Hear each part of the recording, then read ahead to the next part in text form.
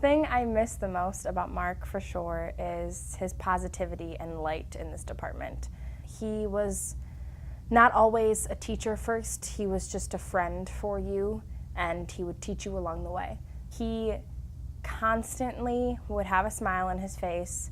He definitely just guided students in a way that many can't. So I've been thinking a lot about how, just Mark worked so much, and he always had this positivity about him. I mean, it's not like every moment was, happy-go-lucky, but it really always was. It was always a joy to work with Mark. He always was such a good presence to be around. He could really, just the person he was kind of lifted up the room.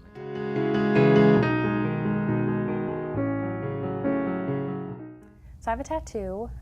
It says "Be the Light," and I got it this past August, so 2 months after Mark passed away. And it was definitely inspired by him because he was constantly a ray of sunshine and this light in our department, which we are definitely lacking now because he's gone. His passion just rubbed off on you and made you happier, and I think that's something that all of us should take away from him, is being able to be there for people and be the light for other people and be your own light. I think is the reason I got it, is to remind myself that even in the darkest of times there's still light, and Mark definitely taught me that.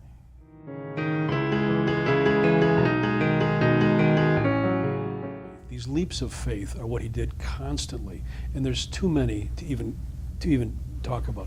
Everything he did. If you say, let's try this, I don't know if it's possible, he'd say, let's try it, let's go. And so it was these constant leaps of faith. Mark lived in the land of yes.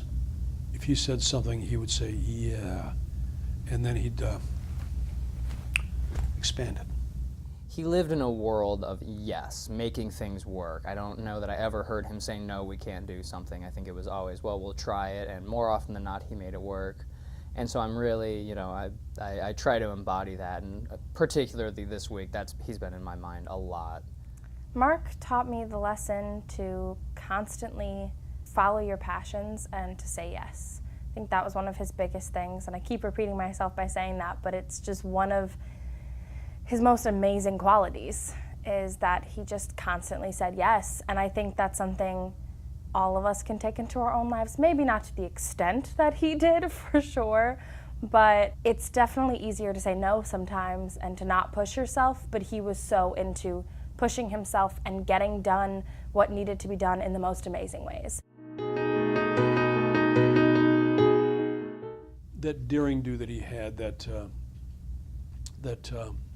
daredevil attitude that he had, that will show up and reappear in colleagues, but more importantly in his students, in students that he had. The vast majority of what I learned from SLU here, especially in what I do in my job now, that all came from on-the-job training with Mark.